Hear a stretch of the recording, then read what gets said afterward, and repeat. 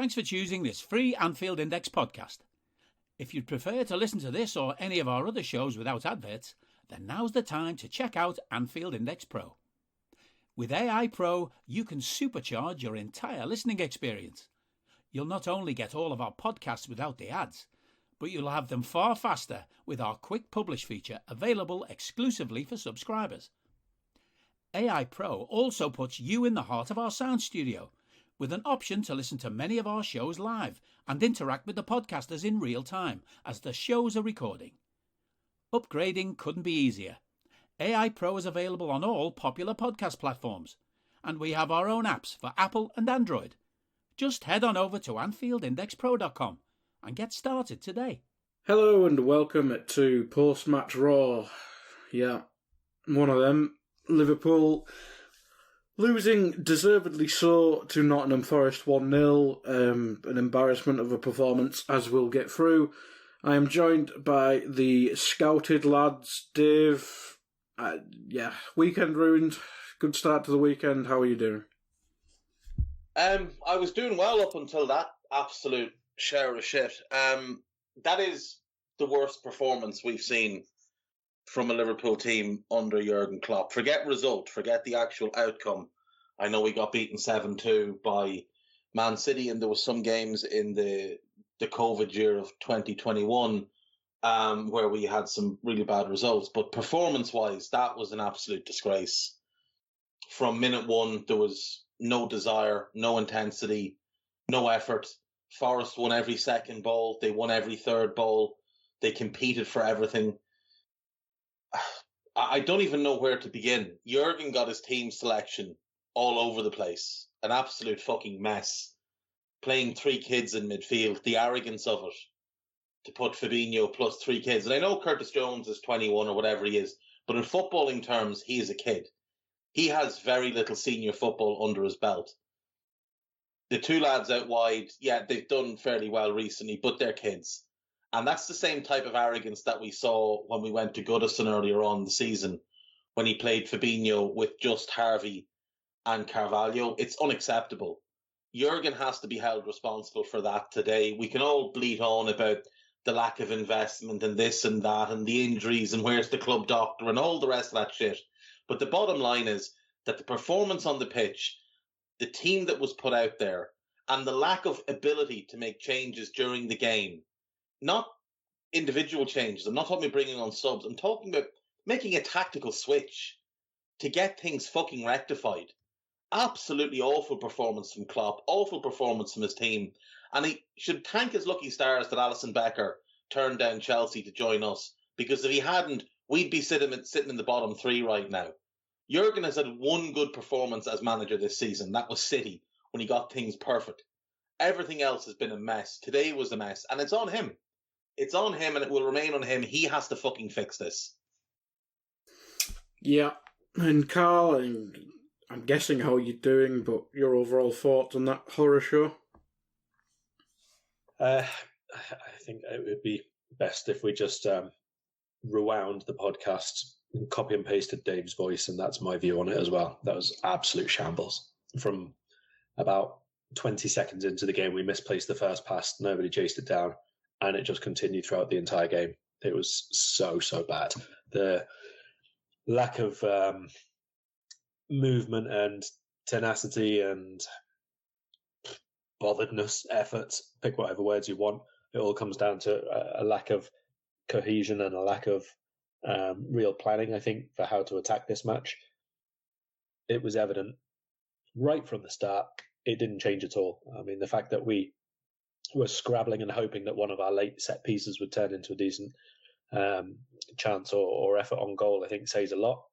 I've said a few times already, I don't want to see Carvalho and Elliott playing in the same team from the start together. And I think we saw a pretty good reason of why today. Individually, they're fine on the ball. Carvalho is decent. At this level, Carvalho's not ready. I'm sorry. He's just not. Mm-hmm. He shouldn't be being relied on as much as he is right now. It's not his fault. You know, he's a child. He shouldn't be requested to put in this level of performance. And he can't. Not in a team which isn't functioning already. Not when there are players around him who, one of them was making a first start of the season One of them in Fabinho has actually yet to make a decent start this season, apart from Man City, and obviously Elliot on the opposite side. So it was horrible start to finish today. I didn't like it in the slightest. You can pick out a couple of individual little bits, and maybe we'll speak, for a little bit of promise about a few things, but even they are few and far between, and not really what we want them to be going forward anyway. I mean, like I said, we'll speak on them a little bit more, and I think there's a good bit to speak about. Curtis Jones, for example, getting through 90 minutes on his first start, fair play to him. Barely misplaced a pass, fair play to him.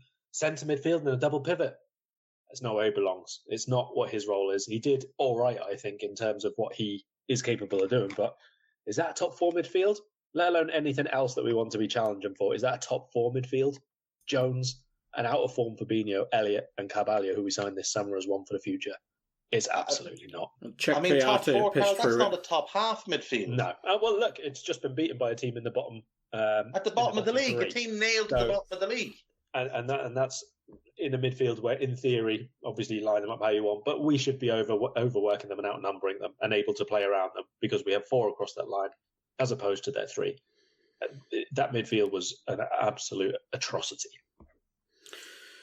Yeah, and Dave, I mean, I won't do the usual crack of going through the team and stuff like that, because we all know what the team is. It was a fucking shit show.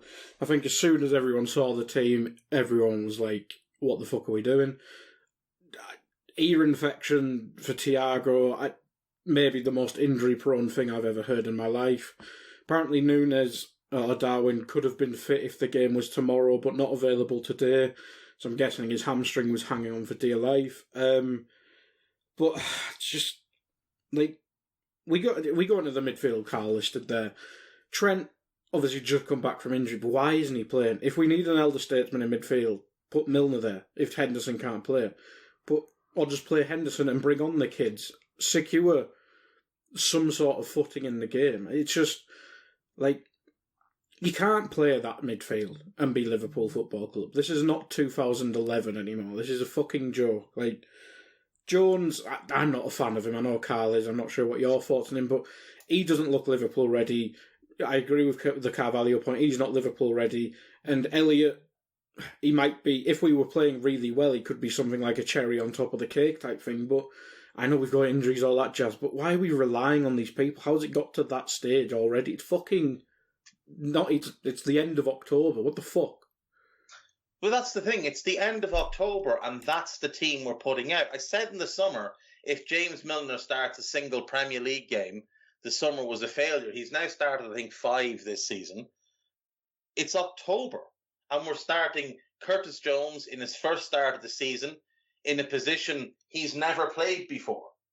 Like, Curtis Jones has never played for us in a double pivot before in the Premier League. So what are we doing?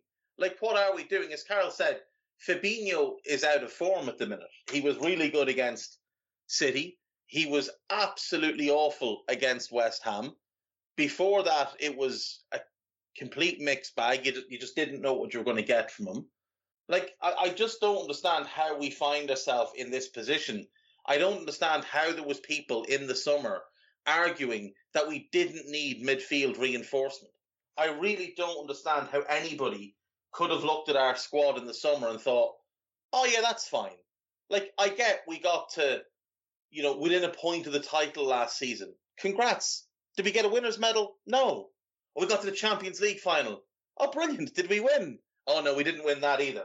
Oh, well, that's great.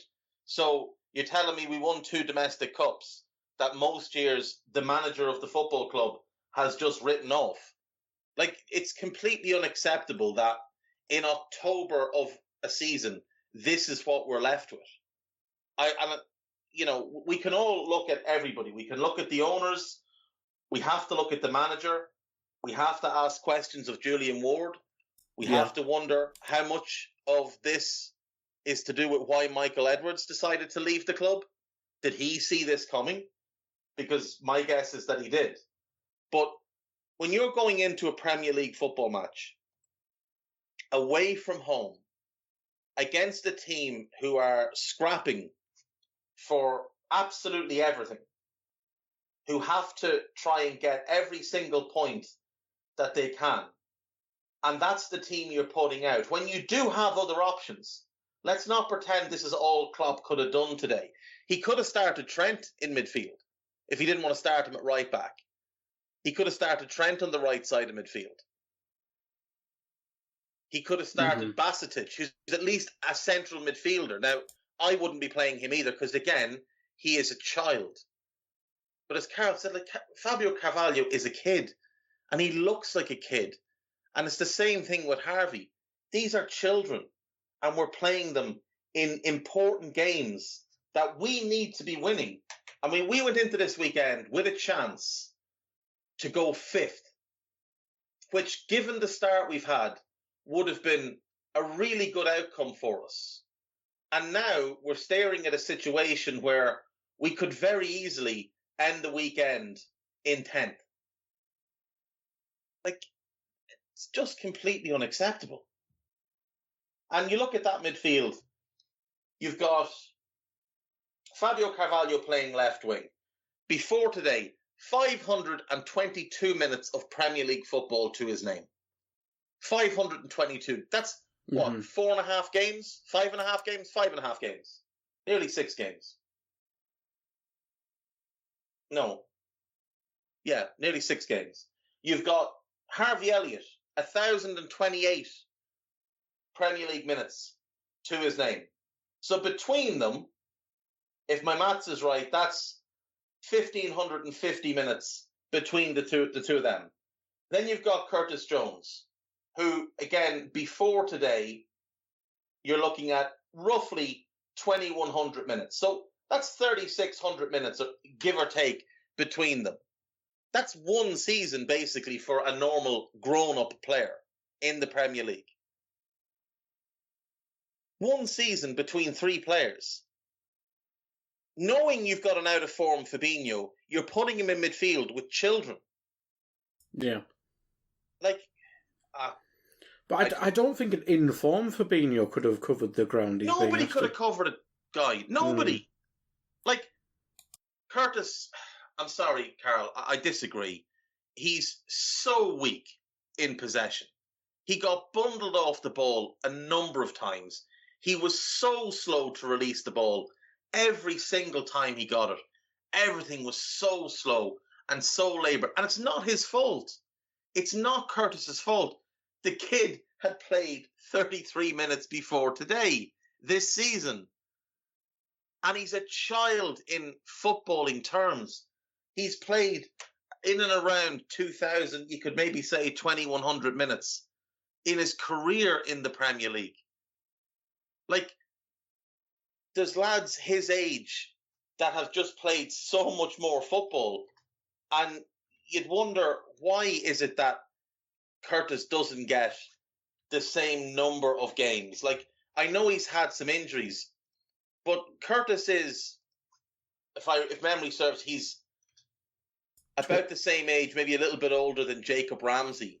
But, like, look how much football Jacob Ramsey's played in the last 18 months. I think he's a year young. I think Curtis is a year younger than Mason Mount in that age group, I think, isn't he? And it's night and day, I think. Yeah, exactly. I mean, even look at Morgan Gibbs-White. He's a year older than Curtis.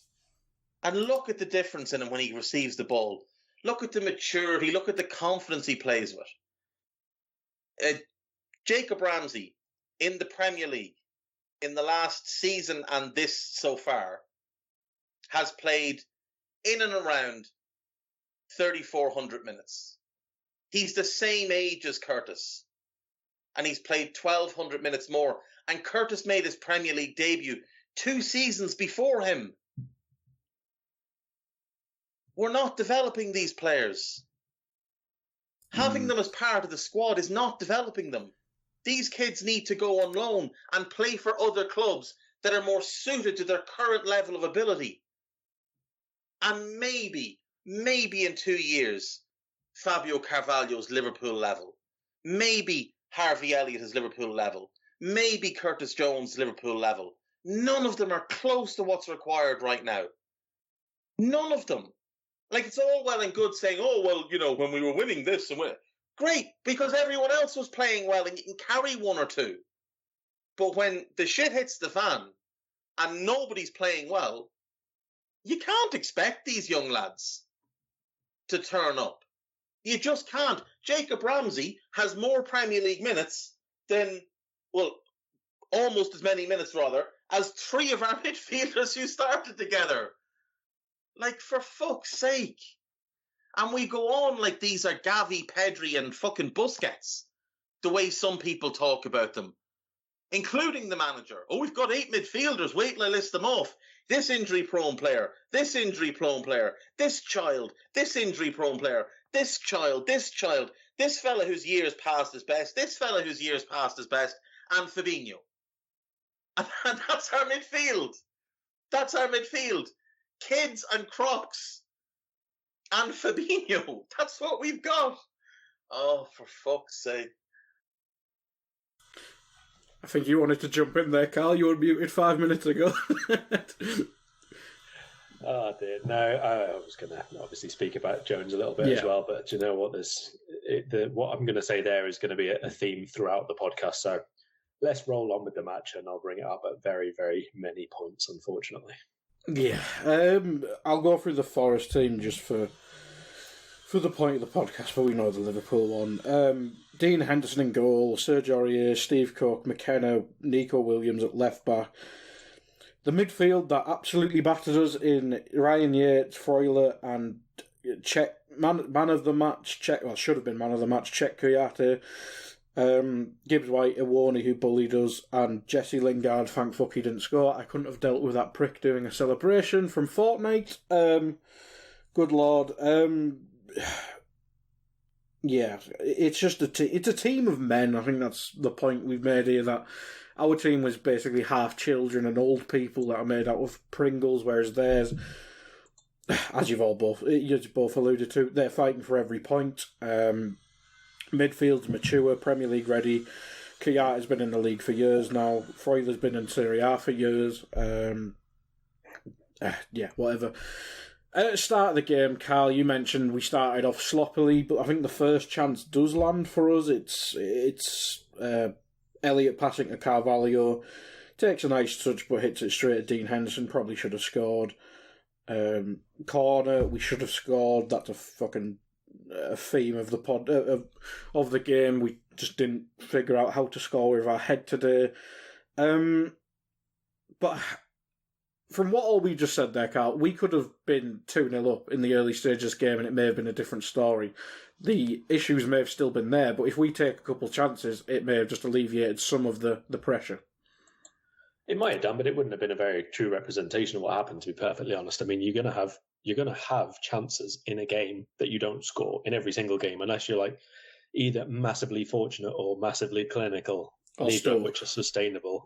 Yeah, neither of which are sustainable across the season. You're going to have chances which are good and you don't score them, and then hopefully you create more chances and you do score them. So the Carvalho chance that you referred to there, the first really, really good one, I think, as far as I can remember, that was the only time all game we had anybody run in behind their defence. Possibly, this is defence with McKenna, who can't turn, who couldn't even keep up with people at corners. He lost his man about 700 times today at set pieces. So in running in behind him, he's not that good at tracking either. And Cook, who I don't want to repeat all the things that were said about him at on the Scouted podcast, but this is not a guy known for his mobility and pace, let's say. And none of the time after this Carvalho chance did anybody try and run in behind those two. No, nobody from midfield. Neither of the forwards. They had Serge Aurier at right back. Serge Aurier, an absolute liability.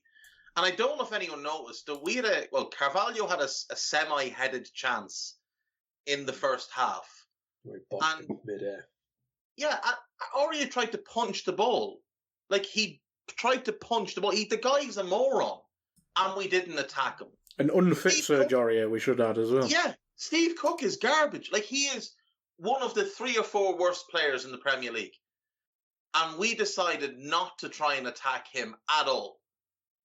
We had Robbo Carvalho down the left. And instead, we tried to build through James Milner and Harvey Elliott. Yeah. And attack the side with Nico Williams, who isn't a great defender, but is a better defender as a fullback at left back than he is at right back, because he's more comfortable when people cut in field. which is all Harvey was going to do. And McKenna, who's not the quickest, but he is actually a decent defender. Like, I just don't understand why we didn't switch Mo across to the left and just get him to go and stand on Steve Cook and spin him behind him. We let Dave, Chet Kouyaté run the midfield. Chet Kouyaté! The guy's been washed since 2017. We let him run the midfield today. Well, I think our plan for Mo today, Dave, was let him be marked by as many people as possible without any teammate around him. That seemed to be the plan with Mo today. Absolutely bizarre. He was awful today. He did get injured in the first half, and I don't know whether that hampered him. I'm not really sure how he got injured. It was weird, wasn't it? Just like, I thought he got kneed in the arse or something, and it clearly didn't, so maybe he twisted his back or something. I have no fucking idea. But we mentioned the midfield there, Dave. I mean, we've had a couple of chances this first part of the game, but what was our attacking plan? You mentioned building up on the right, and that was obviously the main side we built up, but I don't think Robbo got forward once. Bobby and Mo had no space to link up play, and when they did, it was just fucking shit anyway. But we saw Mo at his best in the last couple of games. Obviously, the City game was very different because he had space to operate in. But the Rangers game, he wasn't just stuck hugging two centre-backs. Like, I can't believe Mo just did that and stood next to Steve Cook all game. That must be instruction. It can't be that bad. I don't know. I really don't know. I don't know what the plan was, because Robbo got the ball sort of midway into their half a few times in the first half. And rather than slip it into the channel for Carvalho or have Carvalho come short for a give and go around the corner and try and get in behind, he just turned back and gave it back to Curtis Jones, who then turned and gave it to Fabinho, who then turned and gave it to Gomez, and we just started over again. They go back to Virgil, up to Robbo. Robbo turned back, give it to Curtis, give it to Fabinho, back to Gomez, back. On and on and on in this endless cycle of shit. And the Forest lads are just standing there going, grand. If that's what you want to do, if you want to try and overload everything onto your right-hand side, our left-hand side, that's fine. We're going to continue to offer you this channel down here. But we're not giving up the other side. We're not letting you build where you want to build. Like, Steve Cooper had Klopp's pants down today. I'm sorry, just it wasn't even... tactically, Cooper was just a level ahead of Klopp today. I think Klopp has had an absolute nightmare tactically this season. At the point of the game where we are right now, I mean, we mentioned the Carvalho chance. Forest should have had two at least as good chances. They didn't get a shot away from either of them in the end, but they had 3-4 breaks where they were either 3-on-3 or 4-on-4. Yeah. And they should have created at least a couple of shooting chances from those. We were done over and over and over and over and over and over again in the exact same way in the first half. Yeah, because they put three in midfield against our two and just ran off the back of us. And our lads were just simply not up for it. Fabinho's never been the most mobile. He's exceptionally slow at the minute. Jones is not the quickest. The two wingers don't want to track back. The front two aren't tracking back. And whatever people want to say about the likes of Ryan Yates or Kouyaté or Freuler in terms of their level, one thing they're more than happy to do is run. And they just ran off us over and over and over again. And we couldn't find Lingard. Gibbs White was having the time of his life, just picking up little pockets of space here and there and everywhere. And Taiwo Awoniyi is always going to make that run. No matter what, he will always make the run. And that means someone has to drop with him. So when Gomez would drop with him, Virgil had to drop with Gomez, which was opening up pockets of space behind our midfield in front of the defence. And Gibbs White and Lingard were just strolling in, picking the ball up and turning and going at us with support. Mind-blowing. Yeah. Karl, and I'm sure I remember you being a fan of Taiwo. Obviously, we sold him at Union a few years ago, and he obviously developed well there, and that's how he's ended up back in the Premier League. But he does look like a blueprint Klopp forward. Why didn't he get a chance here? I think at the time, obviously, he couldn't get a work permit until the rules changed. So, but the year that he left, he could have stayed. Actually, that was the year that he could first have stayed. It was basically a choice of him or Divock Origi, wasn't it? That's what it came down to, and Obviously, Klopp has either decided to keep Origi or there were buyers for Awani and there weren't for Origi, and that's why he had to stay. I don't know which one, but I said at the time, I think probably on one of our pods and certainly in written stuff as well, it should have been Awani we kept. I don't think Awani is like, top level or anything like that, but he's a good enough squad forward. He's someone who can play by himself or in a two. He's better in a two, I think. But yeah, he's got everything that they need anyway to try and get him involved in the build-up play and get people around him, and obviously he'll get a few goals along the way. He hasn't really had too many chances at Forest so far this season to do what he did with Union, but basically for a lot of his goals and actually run through behind the defence one-on-one with the keeper, that sort of thing. He's not really had too much of them. They've all been like rebounds and scuffed and bouncing in off his own legs and that sort of thing so far, but there's more to him than we've seen so far in the Premier League. Yeah, I'd agree. I mean, the limited viewing of Forest, I think they've lacked that focal point, and I think I said on one of the EPL pods that him and Dennis should probably be the starting two with whoever behind. But if Dennis had started today instead of Lingard, they score at least twice in the first half. I'd imagine so. Finishing up the first half, we had that Salah weird injury that we said. Elliott set up Milner for a cross, and it was the slowest cross I've ever seen, but there was no one to cross to anyway, so he gives a toss. Dave, Van Dijk, did he put Joel Matip's head on today for the 50p head? What the fuck was he doing? My assumption is he was trying to find Bobby, because he never once looked at the goal. He was looking at Bobby the whole time. I don't know what he was thinking, whether he thought he was wider than he actually was and didn't realise how central he still was, that he could have just headed the ball at the goal. I really don't know. But that is a really good cross from Milner. He finds himself unmarked at the back post. He really should do better, at least work the keeper. But I think he tries to head it back for Bobby. And Bobby, like most people, assume Virgil will head on goal, given where he is and the fact there's nobody marking him. But once that happened, you sort of got the feeling like we could play all day and we're not scoring here. This is a shambles. Yeah, absolutely. I should mention in the first half we obviously have the usual Hillsborough shouts from Nottingham Forest fans with victim stuff. As per, won't be mentioned in the media, of course. Chiarte is not booked with, it was the oddest looking tackle, could have been a red card if he connected, but hey ho. Paul Tierney, but not worth talking about the ref because we were that pathetic. Half time, I mean, Karl, we've kind of done this quite generally because, well, it deserves to be because there's not much to focus on, but we're not losing at that stage. You go in at half time and you think, right, we've got Trent on the bench, we've got Ox on the bench. Obviously, Jones was struggling in a double pivot. We could have brought Henderson on or moved Milner or whatever. And you think they're really obvious changes. Is Naby Keita the only Liverpool player that's allowed to be subbed at half time? Like, is that contractually in everyone's contract? Because I don't understand. I mean, Carvalho has done a couple of times this season, hasn't he? You could have taken your pick in that first half. Any of them could have gone off, let's be perfectly honest. Right from kick-off, Gomez put two passes straight into their feet. Milner gave two passes away straight away down the right-hand side. And like I say, loads of them followed suit. Robbo wasn't really involved. Firmino had either really, really nice touches and link-up play or absolutely nothing and backheeled it to them and did nothing at all. And it was all over the place. Honestly, at half-time, this was the first game I would have been tempted to switch back to the 4-3-3.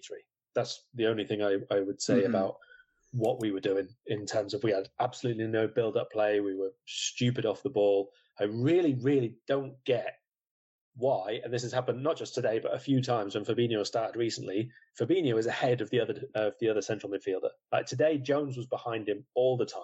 He was the one picking the ball up off the centre-backs. I can only assume that it is about either wanting him to have pressing, the ball, or Thiago to have the ball in a little bit of space, away from the first challenge and then try to play it through the line, or because Fabinho is just unable to turn or stretch or something, so you want him not to be the only one protecting the defence. I assume it's one of those two things, but it's very, very odd. But I probably today would have gone to the 4-3-3 and either sub Carvalho again or push him at least left side, Salah back out to the right side, Firmino through the middle, Elliott comes in as a right-sided midfielder, Jones on the left. It wouldn't have required a substitution. it would have necessitated something happening in terms of the build-up play differently, because it was so slow, so predictable, so repetitive, so stodgy, no movement at all in the final third. It was just a horrible, horrible watch, start to finish this. Yeah, it really was. Anything on the first half you want to add? But I'm sure it'll continue into the second half anyway, Dave. No. Yeah. Right, second half. We start. It looked windy. Can I add that? It looked windy in Nottingham.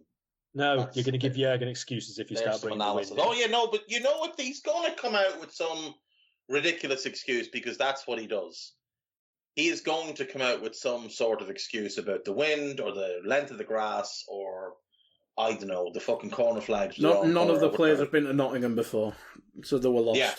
Although, didn't we go there last year, actually? Or was it Anfield? I can't bloody remember. Who cares?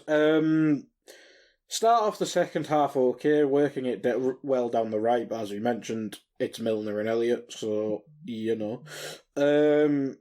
51 minute, Salah air swings a shot on up from a wide free kick.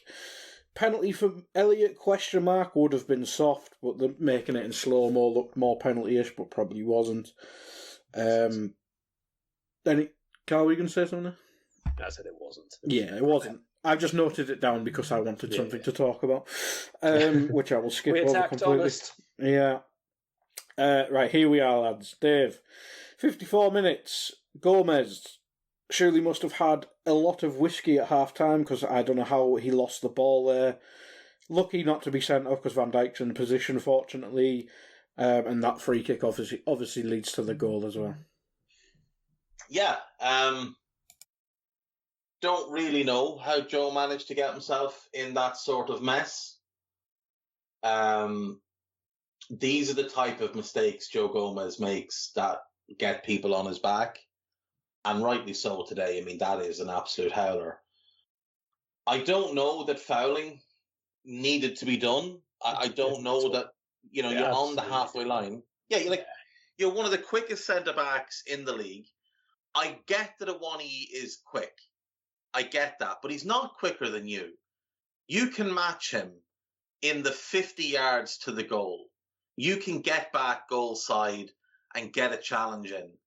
He didn't need to foul there. It was like he panicked. See, Awani kind of started to wrestle him a little bit and got in front of him, and Joe just seemed to get frustrated and grab at him. It was just... It just stopped. It just stopped running and said, no, I'm just going to hold you. It's really weird. Really, really poor. It was definitely panic, I think. And, what happens after that is just a shambles. I mean, I don't understand how... I can understand how Steve Cook finds himself completely open out on the right wing, but, why would he go out there to mark? When that ball comes into the box, all of our lads are just standing looking at it. Nobody's attacking that ball. Nobody's throwing themselves in front of the cross to try and clear it. Nobody's trying to get a block in on the first chance that hits the post or the second chance. It's just, there's something... Shit is the word you're looking for. That is exactly the word. It's shit. It is shit. There's something very off with this squad of players right now. It's not just injuries, because when we had players fit, it was the same. But Sam Maguire said this a while ago, and it rings true. We have built a team that requires Thiago there to make it work. And when he's not there, there's just nothing. Nothing at all. Naby can do a decent impersonation. Now, he does it in a different way than Thiago, but Naby can make the machine splutter along rather than hum like it does with Thiago. When it's Jones, when it's Henderson, it doesn't. The key doesn't even turn in the ignition. It's just dead. And that you're putting a car key in your house at the minute. Just appalling. Yeah, Karl, their goal, as Dave mentioned, it's a mess from everyone. Steve Cook finds space on the right wing, just thumps it through our entire team looking at the ball, and I can't remember who had the shot that hit the post, but it falls to Taiwan. Puts it in. It just summed up the day for us. Yeah, rubbish. Nobody first to it. I think Virgil stuck out a leg to try and like back heel it or whatever because he's facing the other way. Nobody in between Virgil and Gomez in a Liverpool shirt, but 2 or possibly 3 Nottingham Forest shirts. Not really sure how that happens inside the edge of the 6-yard box from a set piece. I have nothing to add here. This was an absolute disgraceful goal to concede, start to finish. Joe Gomez must have had about 10 yards of space to play that pass and about 5 seconds on the ball. And then he tried to turn and play it square across where the player is, and then made the mistake to compound the initial error. Gave away the free kick. We didn't defend the first ball. We didn't defend the second ball. And we didn't defend the rebound. I mean, what do you have to say about that? That's not tactics. That's not anything. That's not individuality. That's not a mistake. That's just shit. Absolutely is. Absolutely is. Don't worry, there's more shit to come. Elliott has a shot saved. It's basically a pass back to Henderson. Karl Forest should go 2-0 up. I think it's a 4-on-2 in this counter-attack. It's a good block by Milner, to be fair to him. But yeah, let's talk about that chance. And obviously we bring on Trent and Henderson just after that chance as well. Are you that person who has everything? The coolest merch and those must-have fan threads? Well, over at our Anfield Index shop, we've gone that extra mile when it comes to pimping up your Liverpool collection. From our popular range of bespoke design t-shirts, sweaters, hoodies and hats, to our signature edition mugs, prints and coasters, all provided with fast worldwide shipping. We have something for every red. We also stock official LFC merchandise and are licensed with the Premier League and UEFA to sell official iron-on shirt badges and sleeve patches. As a listener to this podcast, you can get 10% off everything with coupon code AIPRO10.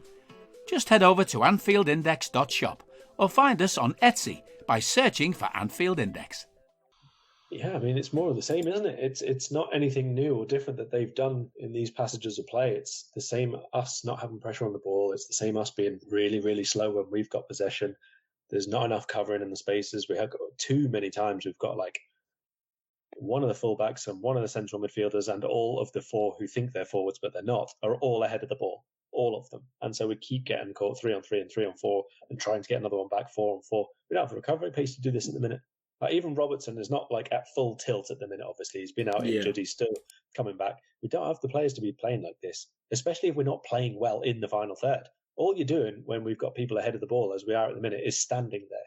There's not like people are interchanging positions. We've not got like Salah or Firmino dropping into midfield and someone running behind and the wingers coming in field to play a sort of 9-10 area. It's not. They're just stood there. They're waiting. And that's why we keep recycling it all the way across, both centre mids, both centre backs, one fullback, and then all the way back across them again. The 4-4-2 needs somebody who's not Salah that has real pace and can stretch a defence. It works with Diaz. It works with Jota. It's not going to work with Harvey, who's got a real pace issue. Carvalho, who's not the quickest. He's not slow, but he's not the quickest. He's not a straight line sprinter, though. And Bobby, who at times moves like he's got concrete in his feet. We're watching that game today, and Forest's game plan is very, very simple. We're going to sit back. We're going to invite you on. We're going to slow you down as you build up. And then we're going to look to counter you. So their back four drops back into their own penalty area. And our forward lads are like, oh, sure, we must be standing up here, so. We couldn't stand back there. The defenders are up here, so we better go stand up here. I know, don't mind that space. Just go and stand on the man. Everything we did, it was like everybody was already in a set position, as if it was some sort of walkthrough. Like, I'm going to give it to you, and then I'm going over there. And the defenders are just like, all right, he's going to give it to him, and he's going over there. So if he gives it to him, I'm just going to go and stand there and cut that pass off. Because there's no movement here at all. And then they play it anyway. Yeah, that's exactly it. The same ball. This is the problem. It's like it's both of them. It's the movement and then the delivery of the ball. Like, yeah, nobody moved and then nobody did anything different anyway. And then it's the trying to get really clever thing. Like in the first half, there was a ball Harvey played to Bobby and went for the return, and Bobby played it round the corner, and Harvey got it back. Nico managed to get a tackle in. Couple of minutes later, Harvey gets the ball, gives it to Bobby, goes to make the same run. Nico, not being a moron, thinks, I've seen this, I know where they're going with this, and just gets back in front of him. And rather than, take a touch, have a look for another option, Bobby's like, well, I'm playing it there, but he's in the way, so I'm going to try and lift it over his head. And he hits Nico in the chest with the ball. And you're like, what are you doing? There's other players. You put your Bobby Firmino, put your foot in the ball, have a look. See where else you might be able to find a pass in this game. The whole thing, it was almost like Klopp typed out minute by minute what he wanted the team to do and then sent it to Steve Cooper by mistake. Maybe he's still on the mailing list at Anfield. Who knows? I think we have to rescind Bobby's Bobby card. I think he has to go back to being Rob Fleming. Yeah, he's Robert now. He's Robert. Rob Fleming. There we go.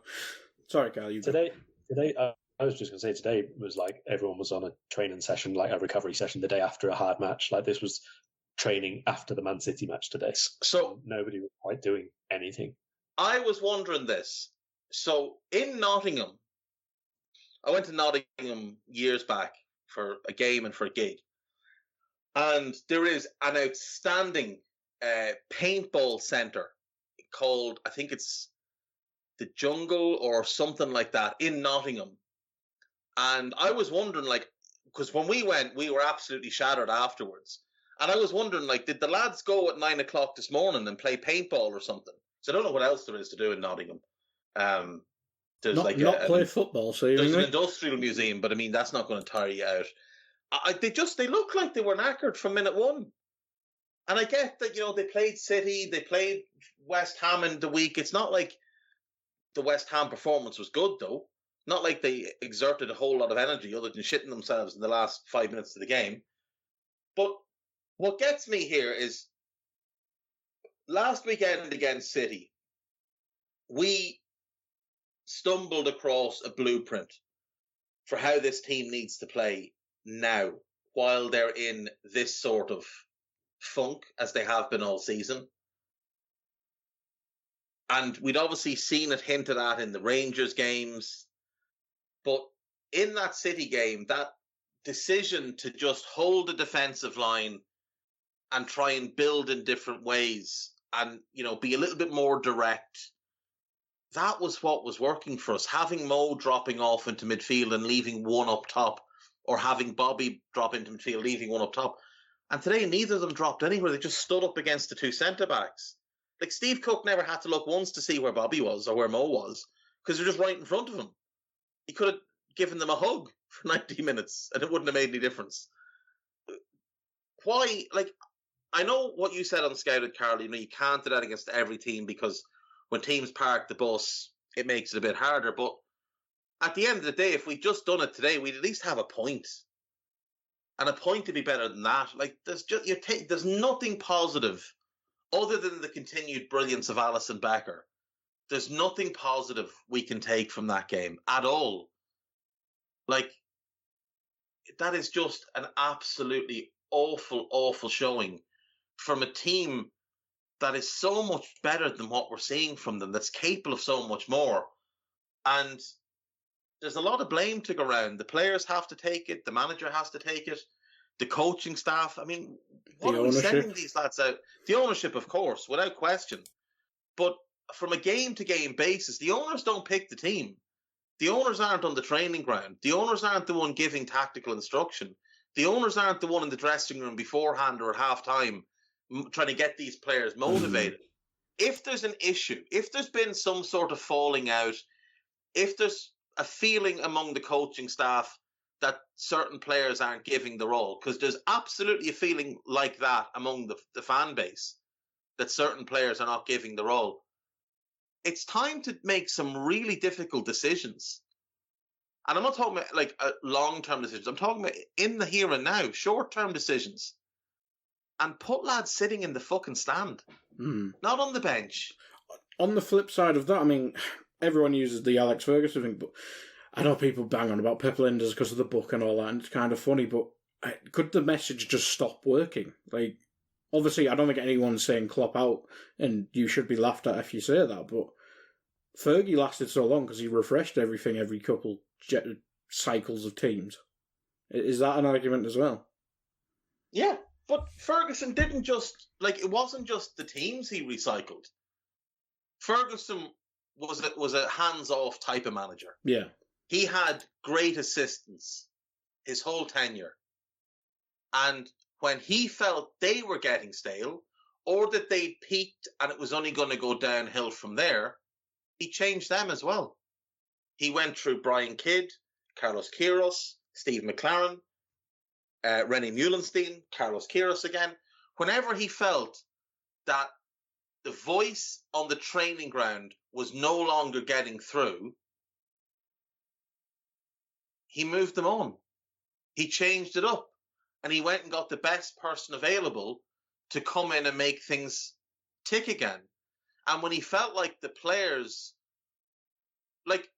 there's a difference between the players not taking on the information and the information not getting across. So if the information is not getting across, that's where Ferguson would change the assistant manager or the head coach or whoever, the first team coach. They'd be gone. Someone else would come in. When the players weren't taking it on, that's when Ferguson would appear on the training ground. And the players knew they were in the shit. And he wasn't coming down to give them the same tactical information. He was coming down to make them run.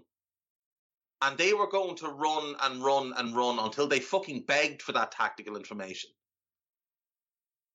And maybe, we know Jurgen's not ruthless. We know that's not his bag. We know he's all about, building that bond and the unity and whatever else. But maybe he just needs to reach into the bag. He could be fucking ruthless with Mamadou Sakho because he pricked around on a pre-season tour. And yet, for all the issues with Sakho, he never fucking half-arsed things like this shit. This is not just about bad performances. This is about bad effort or lack thereof, lack of effort. There are players in that team not putting in an acceptable level of effort. And that, to me, is the biggest concern. Because the one thing you would put to this team over the run from, I would say, the beginning of the 16-17 season, when Klopp had his first pre-season and brought in his first couple of players, Gini, Matip and Sadio, the one thing you would always credit this team with, no matter who was on the pitch, no matter the individual levels, you'd never look at it and say, that fella's not trying, and that fella's not trying, and that fella's not trying. Every fucking one of them ran themselves into the ground. Every one of them. Year after year after year. And maybe that's why we're seeing it now. Maybe they just, the well too many times. Yeah, maybe they just can't anymore. But that's the biggest concern for me. I can live with bad results, but lack of effort is just unacceptable. And like I said, maybe it's because some of these players have nothing left to give. Maybe they've given everything they can to Klopp. And we must remember that Jurgen has been at Liverpool 7 years now, which is an unusually long period of time for an elite manager to be at one club in the modern game. You're only looking at Simeone, who's an elite manager who's been at the same club for longer at this point. And facing similar issues. And he's facing exactly the same issues. Exactly the same issues. So maybe Jurgen just needs a complete refresh.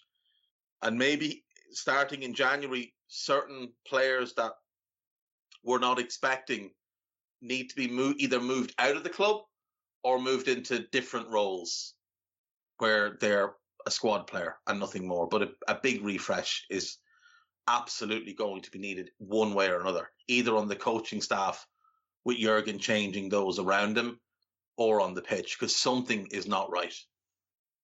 Yeah.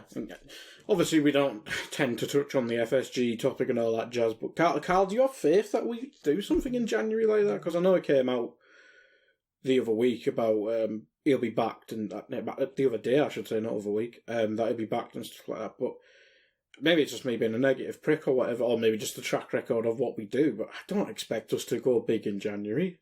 I think we're still saving for Jude Bellingham, and I don't think he'll come here in a million years, especially if we're playing Thursday night fucking Europa shite.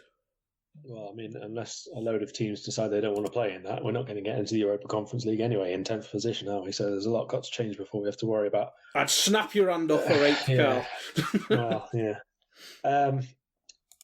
To be honest, my concern is less over will we spend rather than is our decision-making process going to be better than A, it was over summer clearly, and B, it was last January, because last January I'd rather not buy anybody than do what we did last year again. Was it last year now?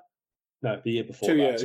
Kabak and David, 2 years. Yeah, so I'd rather not do anything at all than do that again. It's a waste of everybody's time and effort and money, obviously. We should, at this point, already know, and every team should, to be honest. It doesn't always work out the way you want it to, fine, and you have to make last-minute decisions. But basically, you should already know, at this point, what you think you might be wanting to do in January and have a list of people who might be available. Now, that'll change over the course of 2 months because of injuries or people get back into the team when they weren't before or whatever it is. But we should basically already know. And so we should know now that if we've changed this formation and we're going to carry on playing this way, well, here, this position is where we've got a little bit of a depth issue now because we've had to reshuffle players around in different areas of the pitch or whatever it is. So my concern, if you like, is much more on that side of thing than will we spend only £4 million or £40 million. I don't really think that for Liverpool it should matter. If there's someone you should want and you're going to want them for 4.5 years, well, you're not going to want them for only 4 years, so you don't want them in January, you know. So I think it should be fine. I think it's, you know, not an issue. You look at, obviously, Diaz we brought in last year, didn't we? So in January, it's not, I don't think, a matter of we won't because it's January. I think it's just about having the right deal and the right planning in place already. But it has to be a lot better than it was 2 years ago. Well, with the World Cup break, there's absolutely no excuse not to have deals in place on the 1st of January if there are players available, because you have that 6-week window to negotiate with the opposition club. There's going to be a lot of deals that take place over that window, because an awful lot of clubs are in the mire with injuries now as well. There'll be clubs that need to sell to balance their books. There'll be clubs that need to buy because they want to push on, or they get a new manager in. We're seeing a lot of managerial changes in the league or whatever. There's going to be movement in January. And as soon as this World Cup break starts, Julian Ward needs to be on the phone. And you're right. I mean, you don't start scouting reactively. You scout proactively. And the players we want for this January should pretty much already be locked in. We should know now who we want. We should have known 3 months ago. Like, you should always be scouting a window or two ahead to plan. I was going to say we should be thinking about the summer in 2 years' time. Exactly. Yeah. That's the thing. And it's not just a matter of, oh, well, you know, we were going to buy a midfielder, but, you know, we need a centre-back now instead. You should have 5-6 players for every single position, both potential starters and potential squad players. Like, there's an enormous recruitment department at Liverpool and a team of analysts who are paid heavy amounts of money to do this job. I spoke about 8 months ago to somebody who was formerly head of recruitment for a Premier League club, and at a much smaller scale than what we do, he told me that they scouted 2 windows ahead and that they always had a list of 5 for every single position. So if their backup goalkeeper got hurt, they had a list of 5 backup goalkeepers that would suit how they played, would be within their wage budget, would be an affordable target that ticked the different boxes for them and that they could go and get. If it was the starting striker, they had a list of 5 potential starting strikers that worked age-wise, budget-wise, stylistically, could play in a multitude of positions, whatever the need was. We surely to God, a club like ours, with the budget we put into this stuff, should be even better prepared than that club who live in the bottom half of the league and who survive by buying cheap, developing, selling, and reinvesting that money. Nah, our midfield list is 1 of 1. It's Bellingham. That's it. Fucking hell. Anyway, I'm sure you will cover that if you get a break in the World Cup, because you'll be obviously doing daily stuff there. But that might be an interesting pod for what we need to address in the 4-4-2 if we're sticking to that, etc. But we'll finish up the game. Jones has a shit shot straight at the goalkeeper. Ox comes on for Bobby. It was a weird sub for me. I don't care how shit Bobby was playing. God. He's still the one who made nab a goal out of the team there. Van Dijk was injured. He got fouled and then Brennan Johnson hurt his head or something. Who cares? He was fine. Trent has a header saved. Alisson, big save. He's been the only bright light for most of the season, let's be fair. That was a great save. It the was. One from Ryan Yates, that's a great save. Yeah. My note here is Van Dijk could have had a hat-trick. Trent, nice pass. Why wasn't Trent playing? I know he had an impact injury, but it's not a fatigue issue. Why wasn't he playing? I don't understand. Van Dijk misses another one. Alisson goes up for a corner twice. Forest miss an open goal, and Salah has a shit header as well. So that's basically the end of the game. Anything to add between you for that last 20 minutes of basically panicky, pump it forward football? If we're relying on Alisson going through up front and set pieces and everything else in the last few minutes of the game, we should have been bringing Nat Phillips on. We had 2 subs left. If that's what we're resorting to in the last few minutes of the game, and that's all we've got going for us, you might as well. Yeah. Robbo off, because he wasn't taking in corners at that time. Big man up top.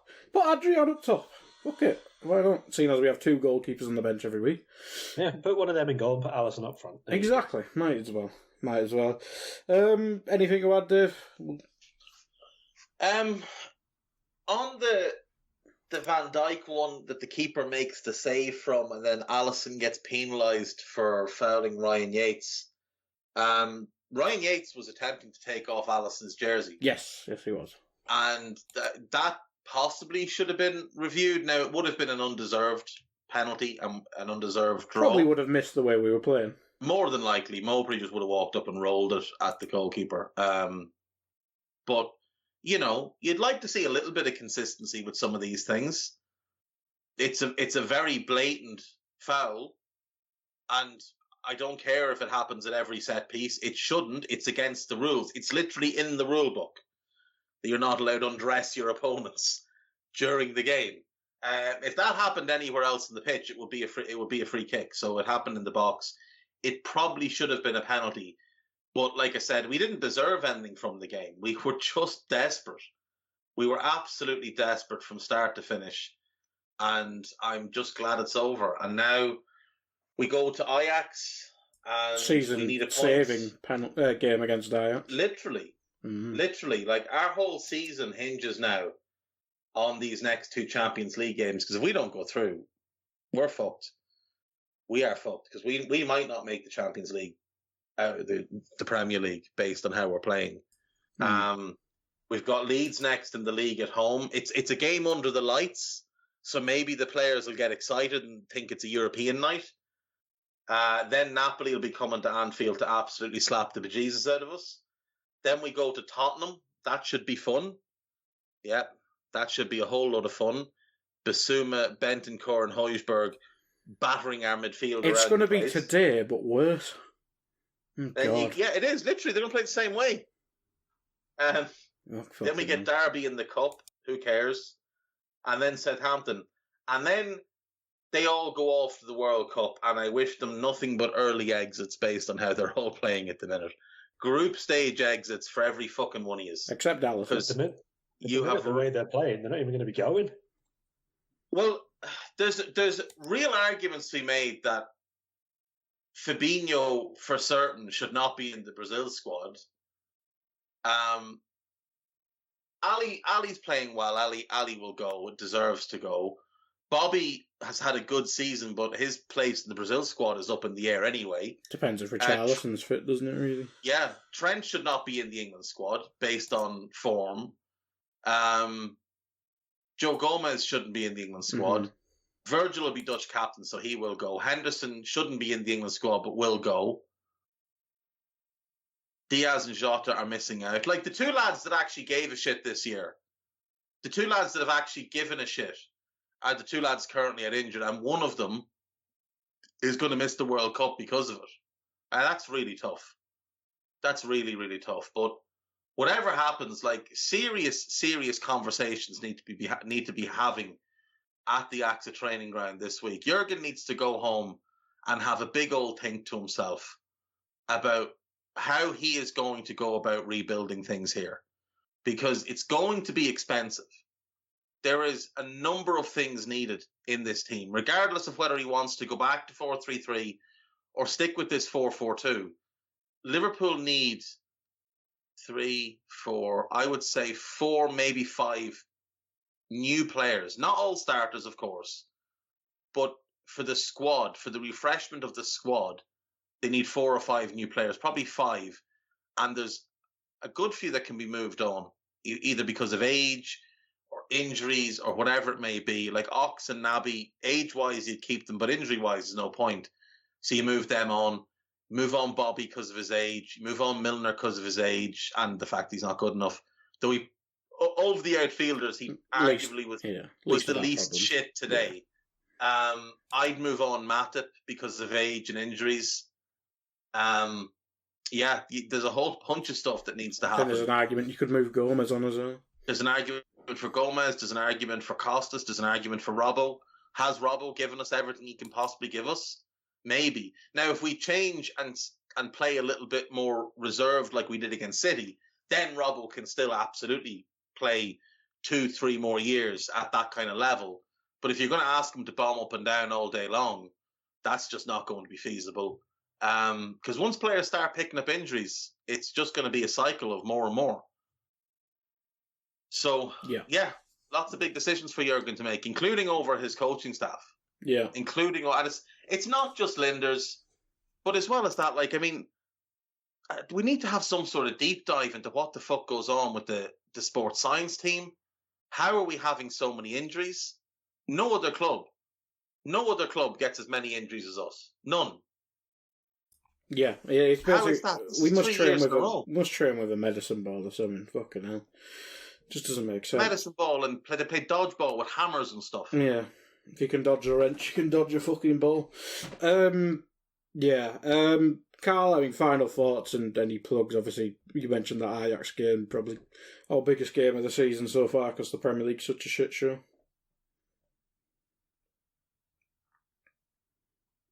I don't really have anything else to add to this. We know what needs to be done. We know that this was completely unacceptable. Every single game that we play from this point has to be a lot better. That's the pure and simple truth of it.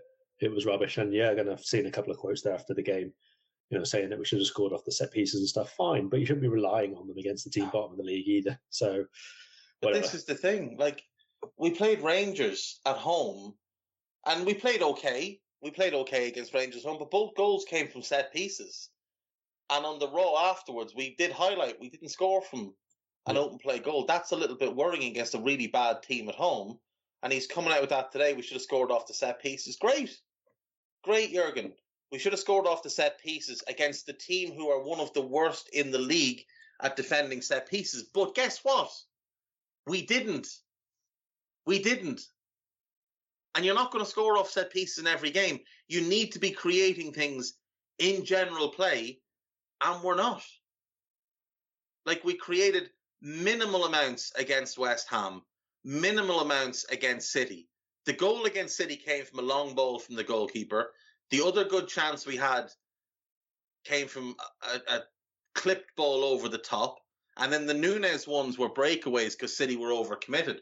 There's no creativity in that, in the City game. The West Ham game was largely the same.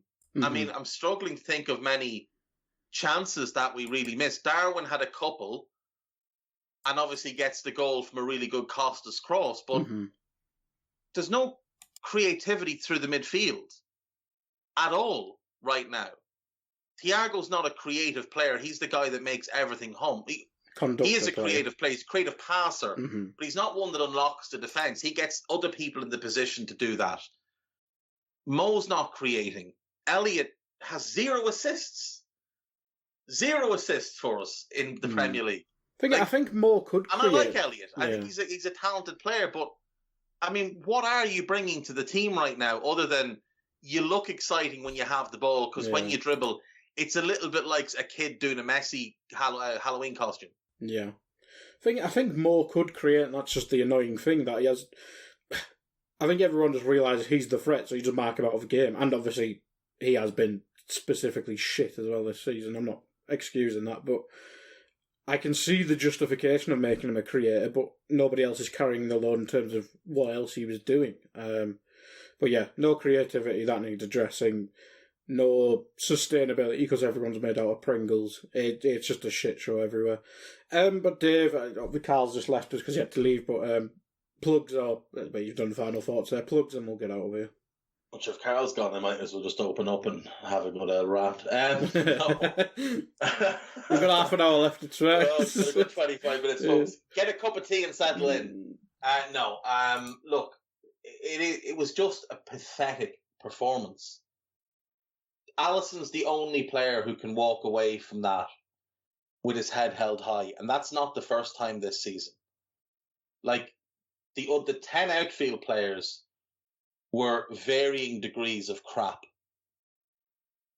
The subs that came on, I don't really understand what the point was. Trent came on. He had a couple of good moments. He might have scored with a header. He played one gorgeous pass, but he also looked a little bit sluggish in defence again. Henderson came on, made sure the centre-backs got plenty of touches, got his nice sideways passes in, so, the pass he was still better than Curtis Jones, though. That's the sad thing. He was, but that's not hard considering he is a midfielder and Curtis Jones is not really a midfielder, or certainly not in a two. Ox came on. I think he was on the pitch about 10 minutes before he touched the ball. Yeah. Not really sure what position he played when he came on. I saw him on the right once. He was right wing, he was left wing. It almost looked like he came on as a 10 and didn't really know what that meant. Yeah. I don't know why Curtis played the entire 90. That'll need to be explained to me. I don't see it with him. Was that it? Was it just the 3 subs? Yes, because we had no one else on the bench apart from a child who was a striker. Who they keep mentioning was Lee Clark's kid. And Milner played. Bobby. Yeah, Bobby Clark. Milner played with his dad, and you've told us it every game on BT. Thanks, lads. Fuck off. The whole thing was just a shit show. And every one of them needs to have a look at themselves. But Jurgen needs to as well, because at the end of the day, we've all rushed to praise him for everything good about the club in the last 7 years. And he deserves every single bit of that praise. But this season, he deserves criticism because he's not having a good season himself. He has not done well this season. He is not getting the right tune out of these players. Tactically, the team has not been right for most of the games this season. His continued reliance on certain players baffles everybody. And, again, the owners, sure, they need to invest more money in the playing staff. We all know this. But Jurgen is the one who turned down the opportunity to sign a couple of midfielders in the summer. Jurgen could have signed Matthias Nunes and decided not to. He could have signed one or two others and didn't want them because he was infatuated with Jude Bellingham and waiting for Jude Bellingham. And unless Jude Bellingham has given him his word that no matter what, he's joining Liverpool next season, then that's a mistake. And quite frankly, if we sign Jude Bellingham next summer, that's not going to be enough. We will need 2 other midfielders coming in with Jude. Regardless of whether we're playing a 4-4-2 or a 4-3-3, we need 3 players in midfield next summer. And 3 really good players, like really, really good players. Like Caicedo, Enzo Fernandez level good players. And if we're playing 4-4-2, right mid needs addressing. Right mid, then it's right mid and 2 in central midfield. Yeah. That's these are not negotiable things. These are things that need to happen next summer. Somebody needs to arrive in January, and then the rest need to come in the summer. But Jude Bellingham's going to take up most of the budget. Yeah. Most of the budget, because he is going to cost 100 million or whatever it's going to be. It might be a little less, but if it's a little less, like Darwin, it'll be because we're paying the whole thing in one lump sum. Yeah. And if we're doing that, it's taking away from what else we can do. Now, the money was there for a midfielder in the summer, and he said no. He has admitted it, that he said that he didn't want them. He has openly admitted this. He's the one that sat in press conferences all summer and bleated on that we had enough midfielders and listed off a bunch of midfielders who aren't good enough and weren't good enough in the summer and weren't good enough last season. If our midfield had been addressed in the summer of 2021, which is when it should have been addressed, we would be the defending league and European Cup champions. That's what we would be right now. But because it wasn't, we won neither of those. And I don't care that we got close. I don't care. The only thing that matters is winning. Like, you can be one of the just fucking enjoy it lads all you want. That's you. And feel free to do you. If that makes you happy, if you're happy losing Champions League finals, if you're happy finishing runner-up, that's absolutely fine. But you were brought up to support a very different club than the one I was brought up to support. Because the club I was brought up to support had been managed by Bill Shankly and Bob Paisley and Kenny Dalglish. And if you told those men that we were going to celebrate losing Champions League finals, finishing second in the league, they'd have punched you in the face. Because that's not the club that those men built. Liverpool exists to win. And stop hiding behind excuses.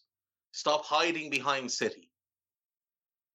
Because our starting 11 last season was better than City's. But our weakest link was a much bigger weak link than their weak link. And that's why they won the title and we didn't. Our midfield cost us the league title last season. Our midfield cost us in Paris in the Champions League final. We were a better team than Real Madrid on the night and beforehand. But they beat us because their weakest link wasn't as weak as our weakest link. So Jurgen needs to be more vocal about needing backing. He needs to be more demanding of these owners. Do you really think if Jurgen goes to the owners and says, this is the bottom line, I need 300 million, and I'm only using that figure because it's obscene. I need 300 million over the next 2 windows to rebuild this squad. If I don't get it, I'm leaving. Do you really think they wouldn't give it to him? I'd be shocked, to be honest, Dave. They would back the Brinks truck up. If he told them that he gets what he wants or he walks, they would give him anything he wants. Guy, they spent 6 years trying to get this man. From the minute they took over, he was their primary target. Because when they consulted with a number of people, including Johan Cruyff, the one name that came back to them over and over and over again was Jurgen Klopp. And from when they sacked Hodgson and appointed Kenny till the end of the season, they went for Klopp. When they sacked Kenny and ended up with Rodgers, they went for Klopp. Mm-hmm. They'd have sacked Rodgers in the summer. They'd have sacked Rodgers after 6 months if they could have gotten Klopp. They'd have sacked him again in the summer of 2015 if Jurgen would have joined at that point. They were obsessed with this guy because this is the guy that everybody told them makes magic happen. This is the guy who is culturally perfect for your football club. He is, without question, one of the top 4 managers in the world. And you can rank them whatever way you want. If you want to say he's first, great. If you think he's second, that's fair. If you think he's third or fourth, that's okay. But he is in that group. They will not get another one like him. They won't. Mm. They might get someone who's a little bit better in the tactical side, who's a little bit better with in-game. But all of the other elite managers, all of them, are more demanding of their ownership than he is. Look at Guardiola.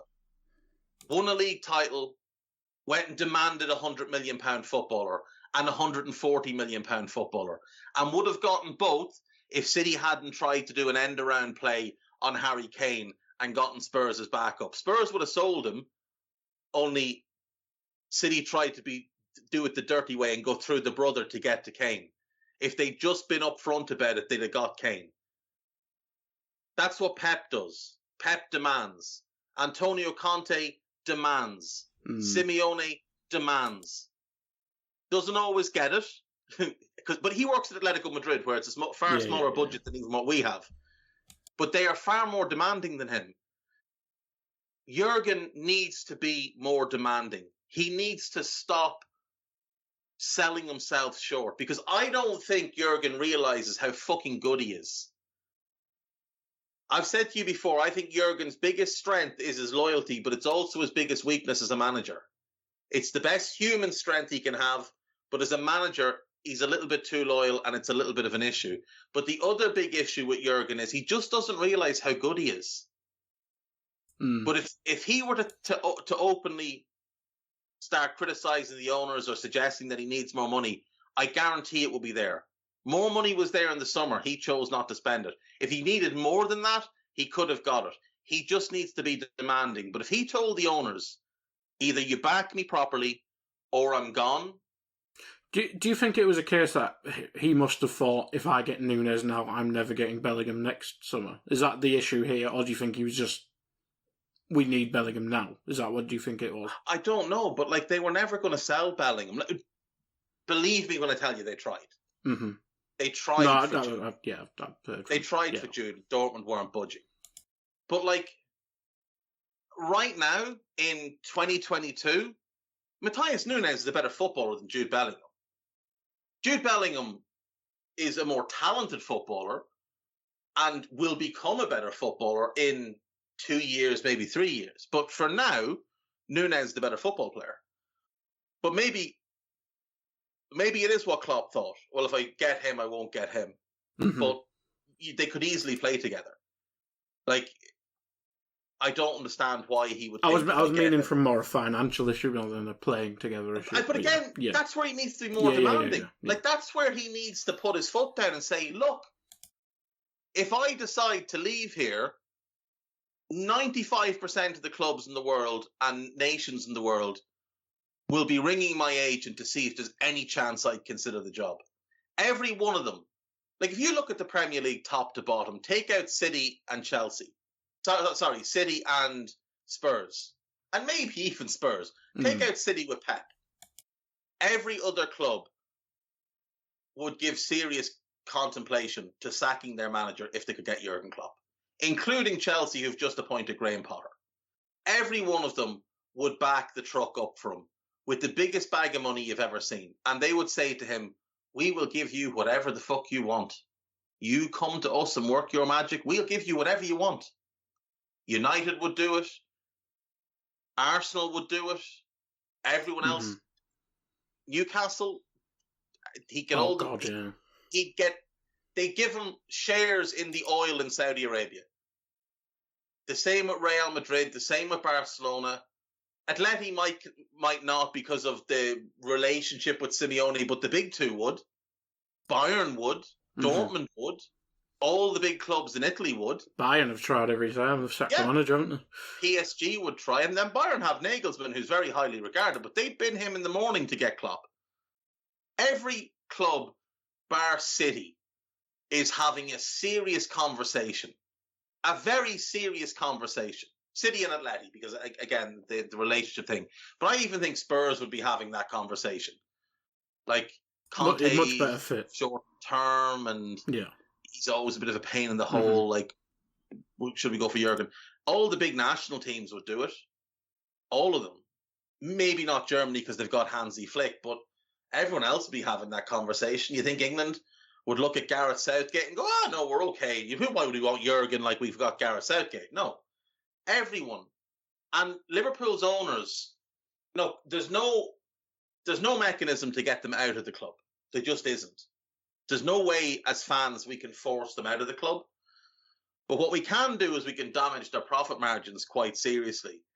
And I genuinely believe that if Jurgen left because of them, and it became public that the reason he left was because they weren't backing him, I think you would see Anfield empty. empty. Yeah. And that's where it will hurt them. I think you'd certainly see the season ticket lads just not even give a mate or whatever the ticket would be. No. Take them and stay home. Yeah. Take them and stay home. We saw them all get up and walk out in a game. They could do things like that. Get up and walk out. And watch the effect that has on the team. Not spend money in the club shop. Not spend money on concessions. Not spend money on the jerseys when they come out. And then all of a sudden, the position's largely untenable. Because if there's no fans in the stands, Sky aren't putting you on. BT aren't putting you on. Because how about that for an awkward pre-game conversation? Hi, we're here at Anfield where nobody has turned up. Why is nobody here? Well, let me tell Sky aren't doing that. So they're not going to get the TV money that they want either. Nike could bin us off. Yeah, exactly. Nike aren't going to give us however much a year because nobody's buying the shirts. Like, that's what would happen. Jurgen Klopp is in a position, and I just don't know he recognizes this. He is in a position where he can demand whatever he wants, and they have to do it. Like, when he says, I'm not the one that makes those decisions, you could be. You could be. If you told them tomorrow that you wanted to be president of football operations on top of manager, they would say yes. Because they went on bended knee to ask you to sign a new contract, Jurgen. And you already gave them a favour by not asking for more money. Had you asked for 20 million a season, they'd have given it to you. You're the most important person at the club, not them. Their job is to keep you happy. Bill Shankly once said that the three most important groups of people at a football club are the players, the management team, and the fans. And that the only thing directors should do is sign the checks they're told to sign by the manager of the football club. And Jurgen needs to be a bit more ruthless with the owners as well and tell them, look, this is what it's going to cost. This is what it's going to cost. But this has to happen. Because if it doesn't happen, we're going to end up outside the top four. And then your club is worth a lot less money. Because if you're not in the European Cup and you're not getting that 150 million a year from the European Cup, well, then the coffers are lighter. Then all of a sudden, your Mohamed Salahs and your Virgil van Dijks and your Alisson Beckers are saying, well, hang on, I don't want to be here if we're not playing in the top competition because, I'm a top player. I want to go and play in those competitions. You're not going to get the next version of them because you're not in those competitions. And all of a sudden, you find yourself doing an Arsenal. Wenger's biggest issue at Arsenal was that he wasn't ruthless enough and he wasn't demanding enough. Well, when I did money talks with Mo, and he said that's the only reason they've got all this money now. It's cash reserves because Wenger didn't spend. That's why they have money. Yeah. That and they've taken some loans. Yeah. But they've been able to take loans against the cash reserves. But Wenger, think of it now. There's a whole generation of Arsenal fans that think Arsene Wenger was just some fella that got them fourth and won a few FA Cups. There's a whole generation that think that. Mm-hmm. They don't understand what Arsene Wenger did for that club in his first 10 years there. Second 10 years, he got them fourth and won cups. But in the first 10 years there, he put together one of the great 10-year runs that any manager's ever had anywhere. If you look at the league titles, the cups, the way he built the team, helped them build a new stadium, helped them build a training ground, all while largely making a net profit. And changed football forever. Literally, no one ever made a bigger impact on English football than Arsene Wenger in terms of recruitment, nutrition, training practices, style of play, all of them. But you look at the impact Jurgen has had. Think back to the Premier League in 14-15. How many teams in the league then used a high pressing system? None. Really. You could look at maybe Pochettino's team, but that was about it. Now, it's commonplace. Every fucker does it. Everyone does it. Why did they do it? Because Jurgen Klopp does it. Because Klopp has made a massive input into the mindset of the managers in this league. Jurgen Klopp has had a huge impact on the game, but he's had a bigger impact on our club. And watching him stand on the sideline today looking helpless is really frustrating. Watching him make mistakes that he wouldn't normally make is really frustrating, but he just looks like a guy who's been worn down by a lot of it because he's never been backed properly, bar that one summer in 2018. It's the only time he's been backed properly. Fab arrived, Ali arrived, Naby arrived. But other than that, he's doing this on a shoestring. He won a European Cup. They gave him Harvey Elliott, who was 17 or 18, and Sepp Vandenberg. I actually think he was 16 at the time. Make it worse. Yeah, I think Sepp was 17 and he was 16. Yeah. That's what he got for winning the Champions League. 2 children. Oh, but we had all these bonuses to pay. I don't care. I don't care what bonuses you had to pay. That's the biggest cop-out I've ever heard. The idea that there wasn't money to spend. You just won the European Cup. Finished second in the Premier League. There's no money? Where is the money going? Why is our wage bill the same as City's when we know that City are paying their players far more than we're paying ours? Like, there's a hole somewhere that money is being bled. And it's not acceptable. Jurgen needs to be more demanding. He needs to publicly demand if need be. And shit needs to change, starting in January. At least 1, if not 2 players in. And come next summer, 2, maybe 3. Good players, not children. Not Fabio Carvalho's, not Calvin Ramsey's, not these £5 million kids who might become good in 2 or 3 years. Lads that can contribute at a major way now. Caicedo, Enzo, Michael Olise, players like that. High-end players who can come in, contribute, and develop into being even better players than they are now. It needs to happen. And he needs to be the one that leads the charge to make it happen. Because we can't sit through much more of this shit. And I'm not coming on these to ramble. And I said I was going to do 20 minutes after match. I think you did longer. I think I've done longer. But shit needs to change, guy. It needs to change. It really does. It really does. But you'll be back probably with a similar rant Monday. With the Daily Rage will be Monday. And 2-footed every day. And there'll be a Raw for Ajax. And can't wait for that one. Trent might be back. So it's on Discord. So excited. So excited to watch more of these performances. I know you're going to do it on Scouting, but surely we have to bring in the adults into the team as well. Like Ox. Albeit it's Ox, but you can't be rolling with Carvalho and Elliot into that. No, we won't, because we'll do half an hour. Right. No, you cover that on night. Yeah, grown-ups need to start. Grown-ups need to start games from now on. Yeah.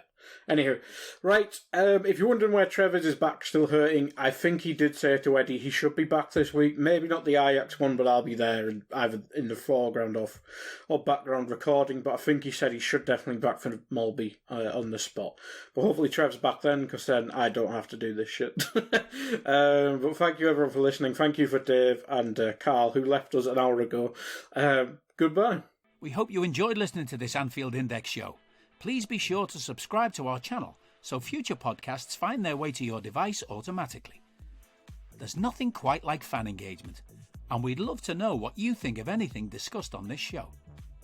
The best way to get in touch is over on our free Discord community, where both podcasters and listeners debate the hottest LFC topics 24/7. Sign up free now at AnfieldIndex.com/Discord. You won't regret it. You can also follow us on Twitter at Anfield Index and find us on Facebook by searching for Anfield Index. Oh, and before you go, we'd love it if you could leave us a 5-star review on your favourite podcast app. It only takes a couple of seconds, and it means the world to the people who create these free shows.